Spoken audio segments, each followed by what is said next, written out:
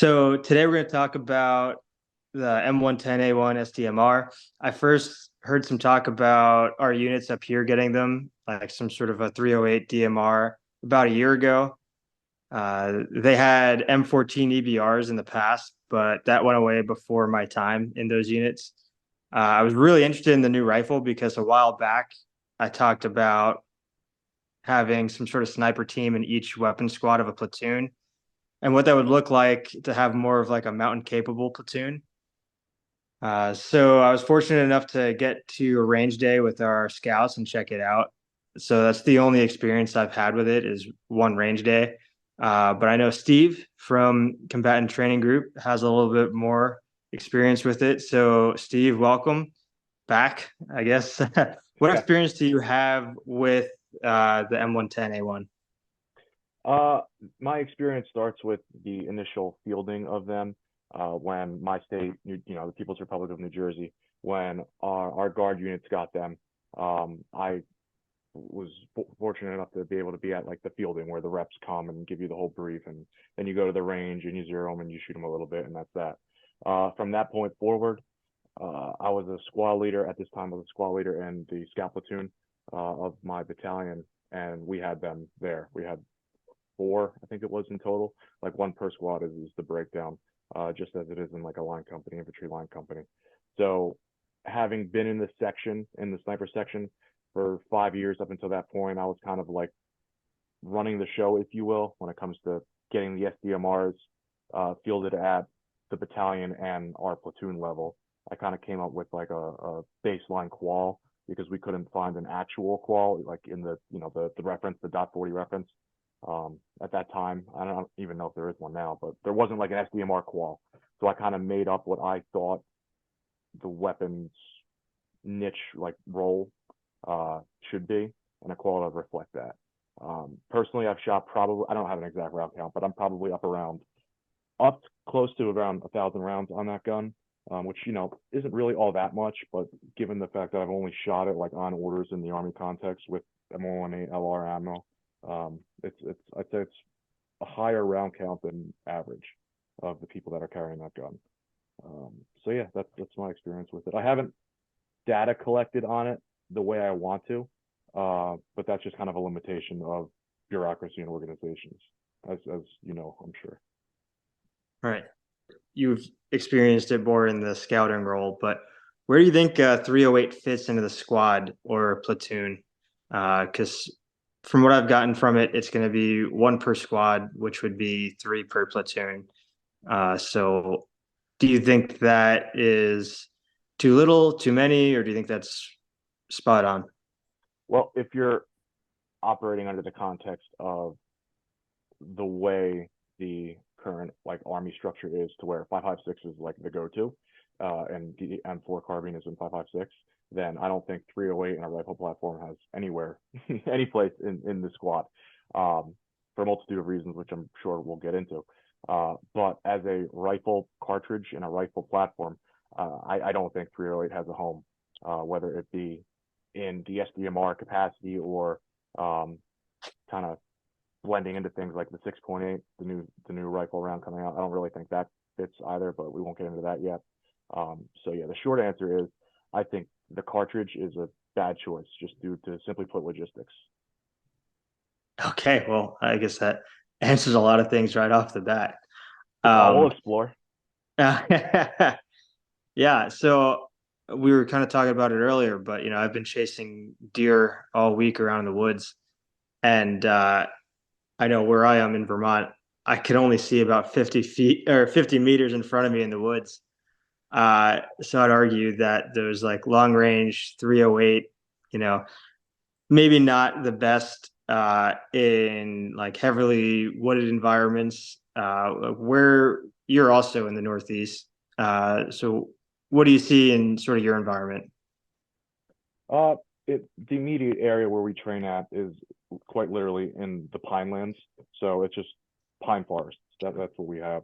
As far as a straight line shot that's like not at a range, obviously it's dependent upon like the context from where I'm at. But you could probably like get a loophole out to, you know, maybe 100 meters plus. Yeah.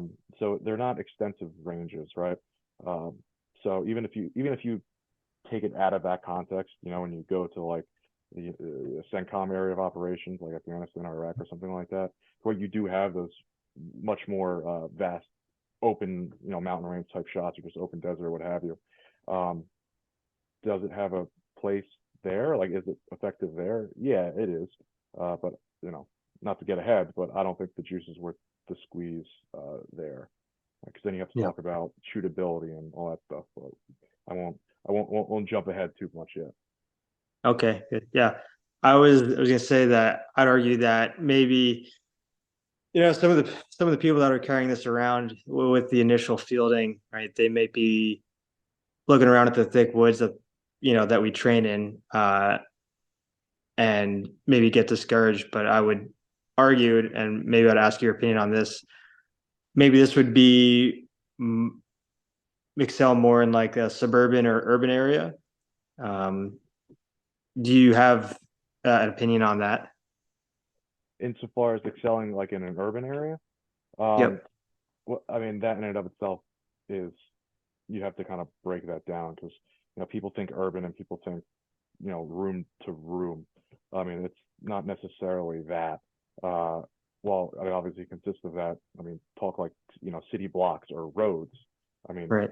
one city block is obviously followed by another and another and another, and you're talking shots that are potentially hundreds of meters away in that urban setting. So yeah, it certainly can flex into that role. I definitely wouldn't want to like enter into a room with a guy next to me with that gun, even with a suppressor on it. Like that's not going to be a good time for me and the rest of the people in there, let alone the people that would, theoretically be taking rounds and all that kind of stuff.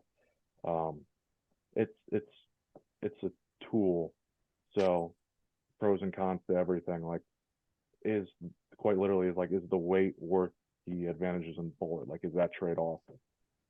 Is it justified? That's really the question. I Yeah. would think not. Like that's after having spent some time thinking about it, like on the grand scheme of things, like I don't think I think it's a beautiful gun. It's 10 years too late, and like the areas of operation kind of like moved on, if you will. Yeah. So yeah, that was a rambling answer to urban or suburban, but there you go.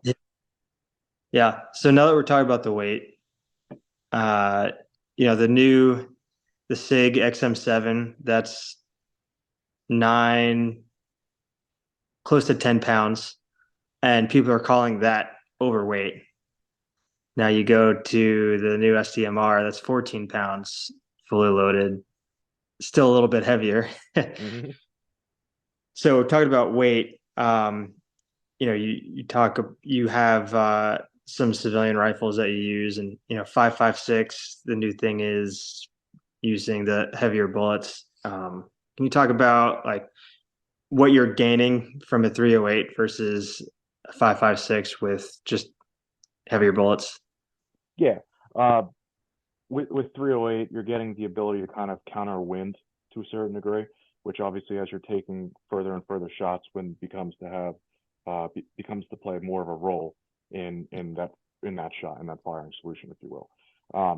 That in being able to counter effects of wind, you're making it easier for less experienced people to shoot the gun, because there's less emphasis placed on the ability of the shooter to read the wind. It's more just put the crosshairs or the reticle, the dot, if you will, whatever, on center mass on the target and shoot it.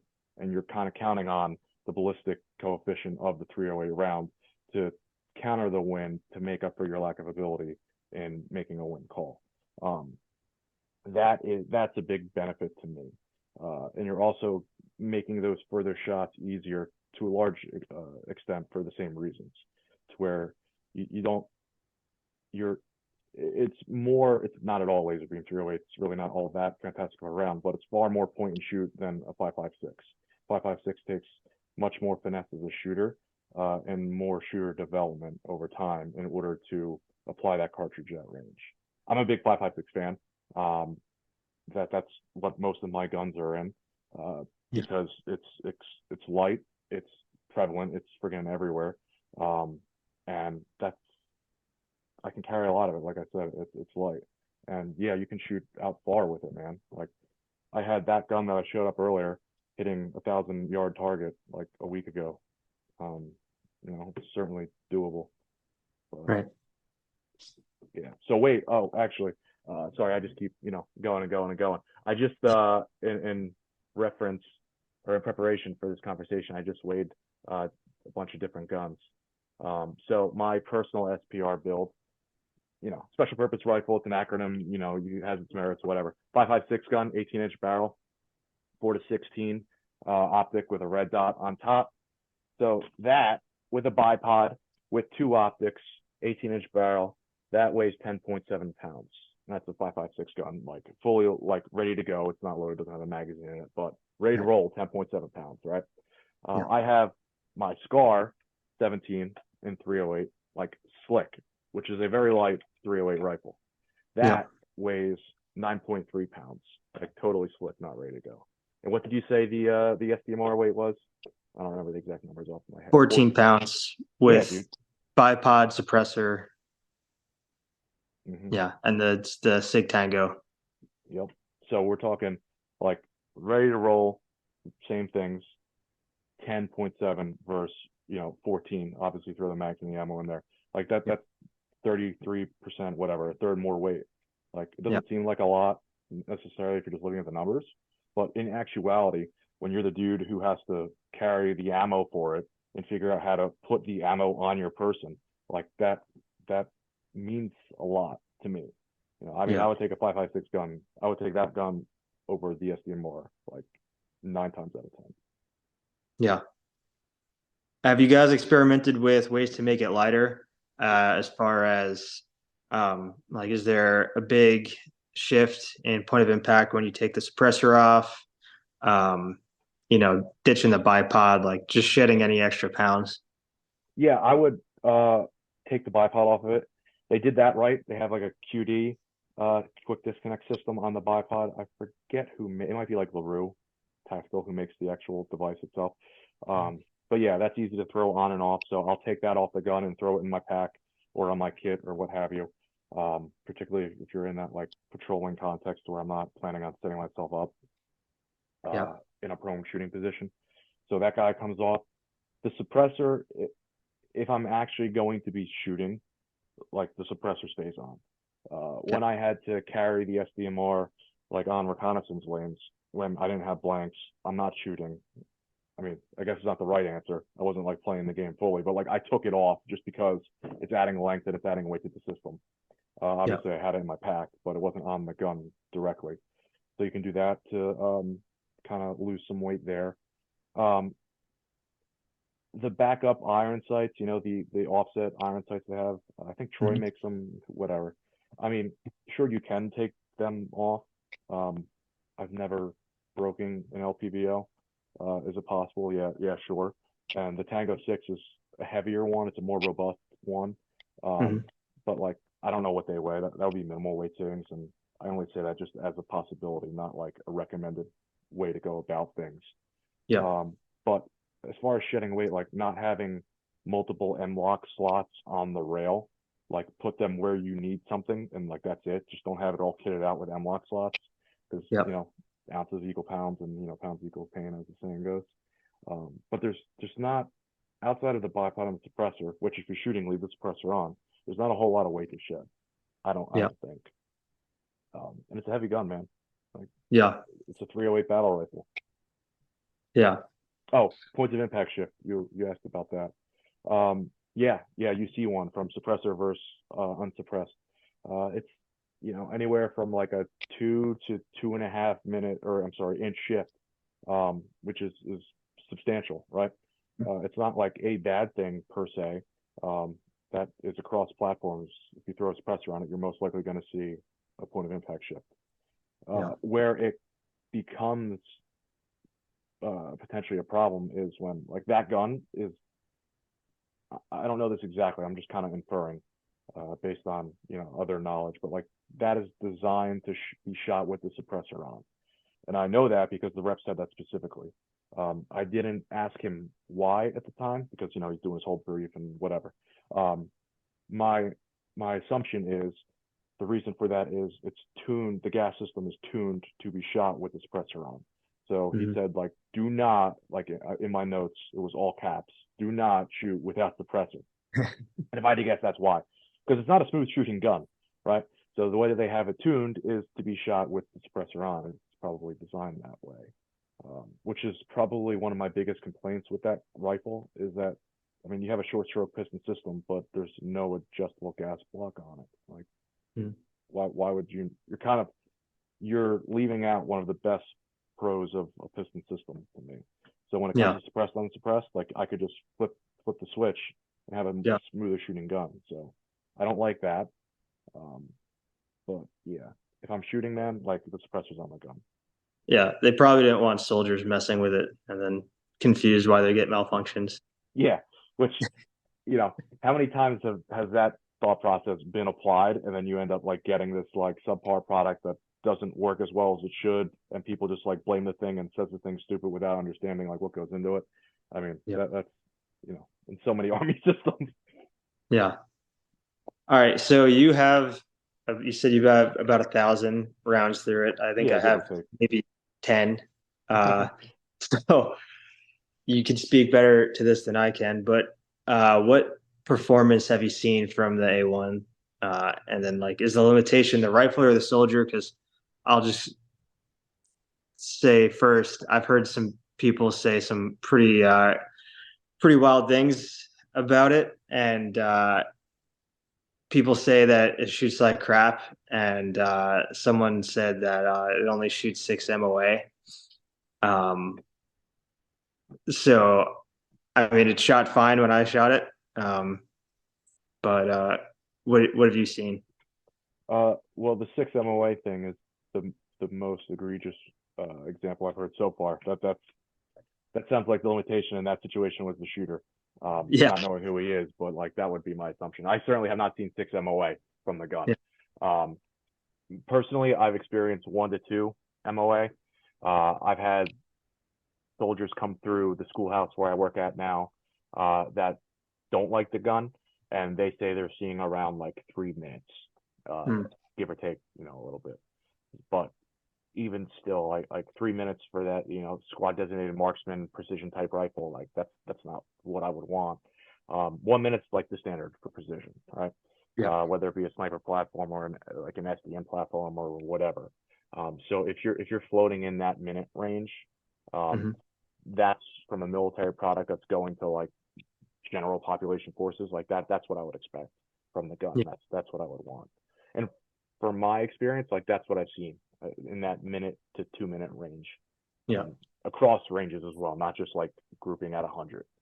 right, But again, you have your 6 minute guy, and I've had people come through that say like 3 minutes, 2 to 3 minutes. yeah, So, I mean, there's so many variables there. yeah, Large one being like who's shooting it. I mean, right.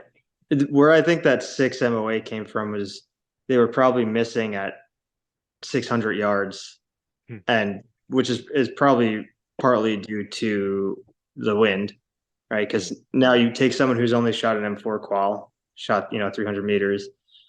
Now you stretch. Now you give them a rifle that you tell them that it should reach six at least, and they're missing left and right. They might be blaming you know blaming the rifle, whereas now they have to take a little bit more uh, variables into consideration rather than just like the M4 qual. yeah. And not only that, you're shooting at range, which is something you haven't really. I mean, I only unless the wind is like 15 to 20, 300. Like I don't care. Like I'm holding center and shooting it, even with the 5.56. Like it's got to be moving. So like you said, it's not even on the radar of your average infantryman or whoever to take that into account. Right. Um, that being said, they're also used to shooting a 5.56 gun. So the 308 recoil impulse is most definitely more than a 5.56. Like it's not a mule kick by any means. It's definitely manageable, but it's more. So if you have someone with less than optimal shooting fundamentals and don't know how to build a proper position or stay on the gun and read their feedback and apply proper follow through and all those things, uh, the that that lack of marksmanship skills is just exacerbated with the 308 cartridge, which plays Right. into like that 6 MOA guy as well, potentially speaking. Or like, was he shooting M110A1 or is he shooting like M80 ball or something like that? Like that's a thing too, because you know you have, Right. the weapon system is just that. It's the rifle, it's the shooter, it's the optic, it's the bullet. Well, like there's a lot of things that go into it and variables that play into the accuracy of the system. Um, Right. so yeah, there's a lot going on there. That's a big draw. That's a big drawback to me is the lack of forgiveness with the 308 recoil impulse as opposed to the 5.56 when Yeah. people haven't shot it before and they don't know that. You know, they're Right. getting away with things with 5.56 that they can't when they jump up to a real rifle cartridge. Right. All right. So we established, maybe it's not ideal, but you and I know personal opinions don't really don't change what stuff we get issued. So let's talk a little bit about like capabilities and training. So when you were running some ranges and teaching people how to shoot these things, did you teach any additional shooting positions? For example, shooting off a tripod, shooting off barricades, using bags or sand socks or anything like that? Mm-hmm. So this actually fits uh, this scenario quite well. Um, like I mentioned earlier, I like developed like the battalion qual because these guns got pushed to the battalion, and then there was a bus with soldiers from all of the companies that were the guys carrying the SDMR that had to go qual, and they got dropped off. And for a lot of them, this is the first time they had touched this gun, which is, you know, not the way it should be, to say the least. But that's what we got: a bunch of soldiers of varying uh, marksmanship abilities with this 308 battle rifle that they have to now shoot this qual on. So when it comes to training them, I had a limited amount of time to kind of get them spun up on the system that they're about to shoot. So I prioritized the optic. I prioritized the bullet drop compensator, the BDC reticle that is in that Sig Tango 6, because that is the most redeeming quality of that system to me. That's what I think. Like, I mean, if it was my word, I would take that LPV off and put that on my M4, and there you go. That's my SDM rifle. So teaching them just what the reticle was used for and the way it's supposed to be used and the capabilities that reticle provides. Like that's what I really spent time on. Just simple things of like the the 4 equates to 400, like that kind of stuff. And talking about how it was calibrated for that M1A1 with this rifle and all that kind of stuff. Um, and making sure that they were using that, staying on the gun, reading their feedback if they missed, being able to apply like quick follow-up shots, utilizing the glass capabilities that they have. I spent a lot of time on that. Then from there, we talked about like building up a solid position. The qual I made had multiple target ranges, obviously, shooting from the prone, and then as well like standing supported and kneeling supported as well. So kind of mimicking like the new Army qual, because that's realistic in the sense of most likely you're not going to be laying in the prone on bipods. So I incorporated that into the qual, which we just used like a pull-up table and just stood it upright, and like that's what they used. So we talked about like bracing the gun, supporting the weapon system, how to maximize your structure in order to keep the gun in a position to minimize like your wobble zone, right? Like how much your reticle is moving all over the place, because it is a heavier system, right? So it's that much more difficult to keep the gun on target. We didn't do any tripod stuff, Yeah. just because I don't think an SDM should have a tripod. Mm. They're not a baby sniper in theory. Um, you don't need a tripod. Like it's not worth the weight. You're already carrying this heavy freaking gun, the heavy system. Like study up on field expedient ways to make them, or if you're gonna get one, get like a little baby one. But like it's not on the packing list as far as I'm concerned for an SDM. So I didn't get into tripod stuff with them with that rifle. We definitely went over whatever you want to call it, like unconventional shooting positions or just something that's not in the prone, because most shots aren't taken from there. But you're talking about so much when you talk about one thing, because the big thing comes down to recoil management and controlling the gun. So, and again, we already said it, but like you get away with things with the 5.56, but you can't get away with the 308. And then, let alone one shot, you have to do two shots, which is what I had in my developed qual. It wasn't just a one shot. You had to hit each target twice. So first shot, hit or read your feedback and re-engage and get your second shot. If you got a first round hit, you had full point. If you had a second round hit, you had a half point system, kind of like the way sniper school used to do it. I don't know what they do now. So they had to do two shots regardless, though, right? Just to kind of like show them whether or not the position was like a decent one. Sure, you got one shot off, but did you sustain that? Like, did the gun just fall off of the wall because you were barely hanging on to begin with? So I really stressed that, controlling the weapon system and building a sustainable position. That was a big thing we talked about. I did talk about like a stand socket or a rear bag or what have you. I have one of them with me everywhere I go when it comes to shooting in that world, kind of a thing. I forget the brand of it. It might be a Tab Gear, like TAB, but Mhm. whatever.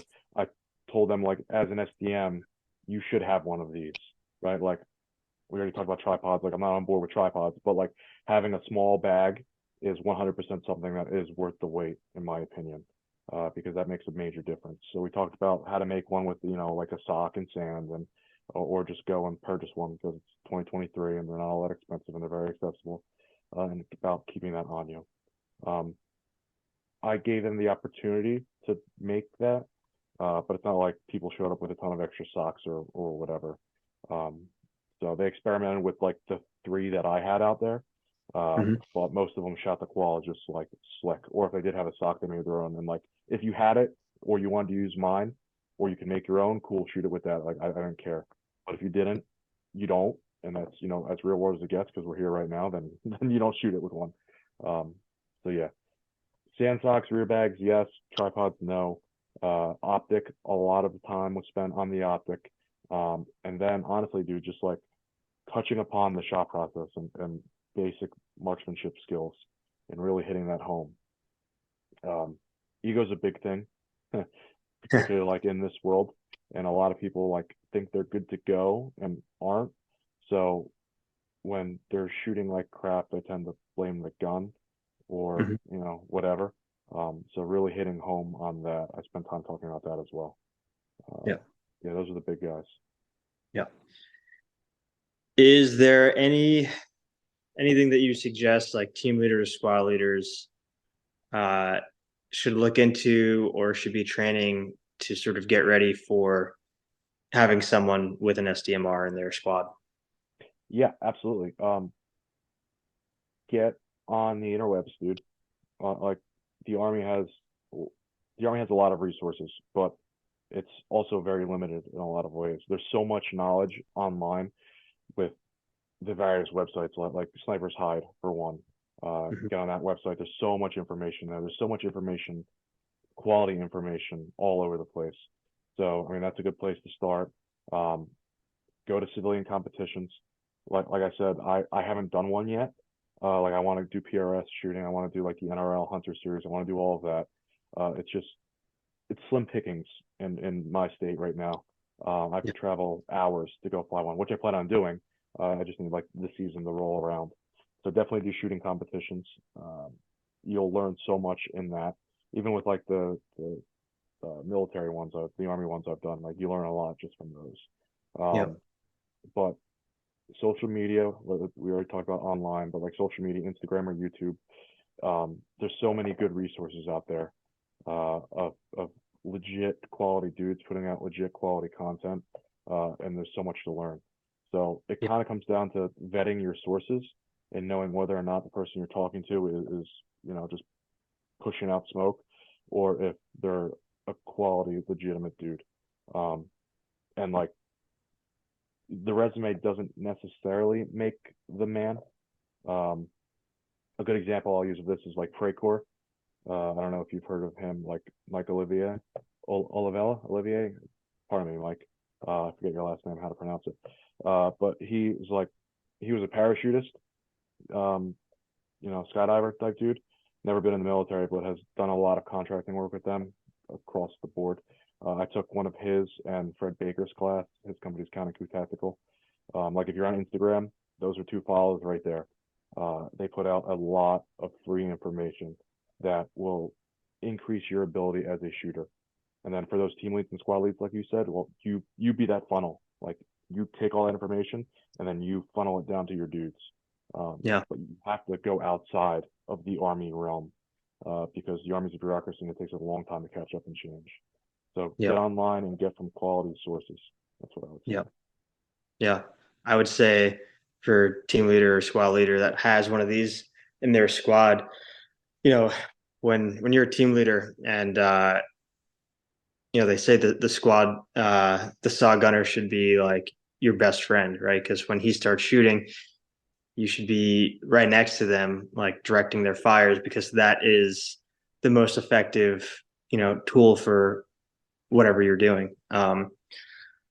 And I would say if there's longer engagements that you think that the SDM is going to be your sort of primary method of engagement, like instead of being next to that saw gunner, maybe you shift over online, next to that SDMR and read wind, try to call shots for them. If you can get behind your ACOG, and I know ACOG is only 4x, but if you can see some sort of splash and give some sort of corrections, like I think that would be something for team leaders and squad leaders to look into, and then figuring out where the best place to put them in, when you're at an ORP or something like that.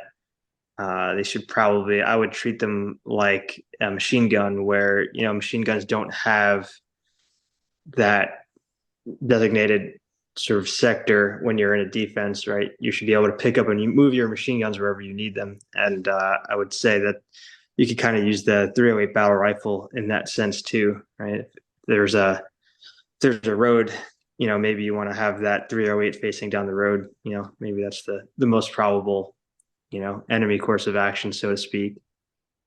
Yeah, yeah, and that's a whole conversation in and of itself, dude. Because like what you're touching upon is like doctrine, essentially. Like how do we use this tool? And Right. there's not really a doctrine there. Like there is no doctrinal answer. Like you can go look up. I think it's on like the Arkansas National Guard page because they run like the National Guard Training Center and all that good stuff. Um, and, I'm paraphrasing obviously, but they break down the mission of an SGM, like the job of the SDM. And number Yeah. one is you're an infantryman. Like that's it. Like you do that first. The precision fires and all that stuff, like that's second. So how do you balance that role? I mean Right. that's again going back to big picture, like why I think 308 is not the right choice. Um, Right. because you're doing all the normal infantryman things, right? Yeah. That being said, you do have this increased capability. So what is the squad lead to do? Like what you said, employ him as such, like move him around, treat him as like that asset that he can be, or is he Hmm. just like a normal infantryman? Like Right. it comes, I think it will come down to like always, unit SOPs and kind of the relationships between the personalities on the ground to figure out what works best. Because you might have a squad lead who has like no idea on what even looking at wind looks like or how to go about it. Right. So he's going to employ the guy differently than the scenario that you just said, which would probably be like the most effective means of employment. Um, but there's not really like that book to go back to and be like, this is the way it's done because this is the way it's always been done, which isn't the Yeah. right answer always. Right. But like at least it's there. This is the SDM saga has been decades long at this point, and Yeah. gone through multiple incarnations of weapon systems and ideas and all that kind of stuff. But Yeah. it's I'm ranting, but it's hard to talk. It's hard to talk specifics uh, without immediately going back to big picture because like there's a clash between infantrymen or precision fires and like in blending those together, which is what we're talking about right now. Like the book isn't written, or if it is, I haven't seen it yet. It might very well be. I could be talking out of my ass, but I haven't seen it if it has been. Um, Yeah. there's a lot of freedom in chaos though too, so like that's a Right. cool thing to a certain degree. Um, Yeah. it'll come down to a knowledgeable squad lead and Right. flexible leadership, I'd say. Yeah. I would say the best thing you can do is have those team leaders and squad leaders go to those range days. I'm curious, did anyone besides the SDMs go to those range days when you were No, there? no. No, and the reason being, it's a drill weekend, or I think that was just a drill weekend. So time's limited. Everyone's got to do all the things they have to do. So it's not like they could have just hopped on the bus and just gone check this out just for the sake of seeing it. Yeah. Which is, unfortunate. It's a new weapon system that they're now in control of to a certain degree. So know its capabilities, limitations would be a good thing. Right. Yeah. Well, yeah, I would encourage if you're a team leader, squad leader, or even platoon sergeant that now has the M110A1 in your under your control, try to make an effort to go to those events and see the capabilities and maybe figure out for yourself where you would prefer, how you're going to employ them based on sort of, maybe based on your environment too. Like Northeast is very different than like out west, Colorado. And Colorado is different than Washington, which is different than, Arkansas. So Hmm. Hmm. yeah. Yeah, man. I mean, like it's a tool. It's 308. Like it's not the best bullet, but like in the realm of one does all kind of a thing, you have two options there. So I think you got 308 and 556. You want the heavier one? There you go, 308. You want the lighter one? That's 556. Like I view them as dual cartridges that fall on different ends of the spectrum of weight. Like that's really Yep. what it is. Yep. 308 makes it easier for a less experienced person to negate wind. That's but there's more stuff to carry and it's harder to shoot. So it's kind Yep. of like, what do you, is the trade off worth it? And the Army Yep. said, yeah, it is. I disagree, but the Army said, yeah, it is. Probably because they're not the ones going to have to like carry the gun and figure out how to carry the stupid waffle magazines that it comes with. Those things are terrible. Yeah. Spirited spud pouch. That's the expensive solution. Is Yeah. a spirited spud pouch. But yeah, yeah. Okay. And so you kind of showed me to close it up, you kind of showed me your rifle setup, or you talked about it. I was gonna say, I'm a red dot and magnifier type of guy, just Mhm. because everything around me is, like 200 and in. Even when I do like two gun competitions, they're all 200 and in. But if I was if I was issued an M110A1, or if I was in charge of someone who was issued one, uh, I would want to, like we said earlier, sort of do stuff outside of drill, like, competitions and things like that. And so I would consider getting, swapping out my red dot magnifier with an LVPO, maybe something that has some sort of mill, uh, mill reticle set way. It's not just a dedicated 5.56, but maybe I could maybe put it on my hunting rifle or something like that. But so I guess my question is there a good civilian rifle and optic setup that you can use to sort of replicate the A1? The short answer is yes. Um, Asterisk, it's very expensive. You can buy the HK gun, like the MR762, right? You can get that gun and then buy the Tango 6 and put it on there, and like you're as close as it gets, really. Right. Um, those are expensive. I think they're like up in the 10K range. Don't quote me on that, but it's an HK. Yeah.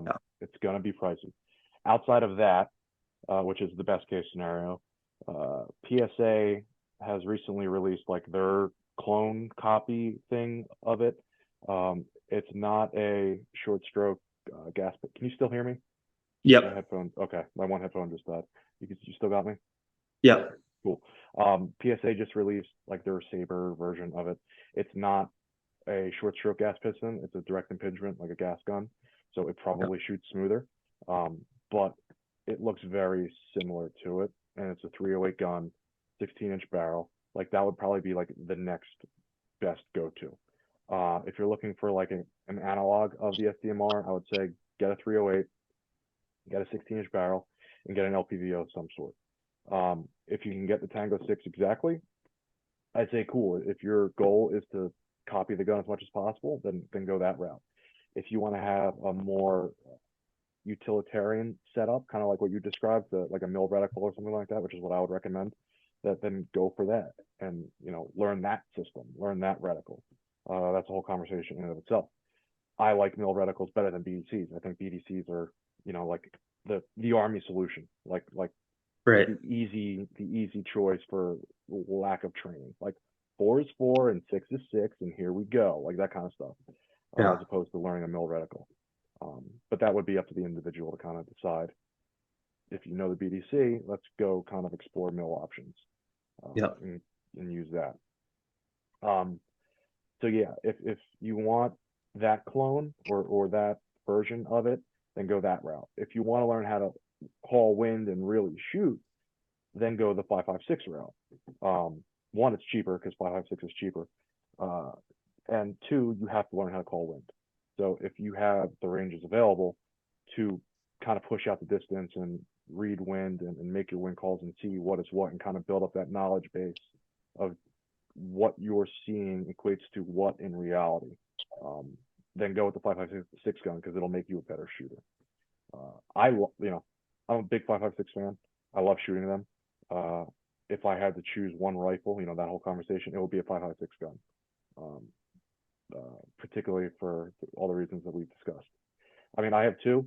I have way more than two, but like my go-to gun is the setup that you described. Like it's another firearm technically, but it's an 11.5 inch barrel, 11.5 inch barrel with a red dot of Vortex Huey and a 3 by magnifier behind it. Yeah. That's my go-to gun. My other one is the SPR, my SPR. I keep saying that. My precision 5.56 gun, which I've already showed. Like Yeah. those two guns, that takes me from 0 to 800, like Yeah. consistently and reliably. I mean, with that 11.5 that I just talked about with my red dot and 3 by magnifier, Mhm. at that Prey Corps Counting Crew Tactical course by Mike and Fred that I mentioned earlier, that setup I had out on an 812-meter target, and I got impact on my third shot. Granted, Yeah. I had a spotter who was giving me corrections, but nonetheless, I still got a hit on like IF6 size steel target at 812 meters. Like that's substantial, you know. Um, so yeah, I would, regardless of what you get, I would highly encourage if you're in that SDM spot, get a rifle of some sort at the very least outside that you can train on, and then you can do dry fire on. And I mean that's a whole other conversation. If you want me to keep going, I'll keep going with that. But like if you have a folding chair, you have multiple positions to kind of set the gun up on and work your positions. So you have that sandsock, you have a folding chair, you have a rifle. You've got a ton of work that you can do at home, off duty. Like that's how you get better. That's how you get better. Cool. Yeah. Well, I think I have a better sense for the M110A1 now. So yeah, I appreciate you taking the time to talk about this with me.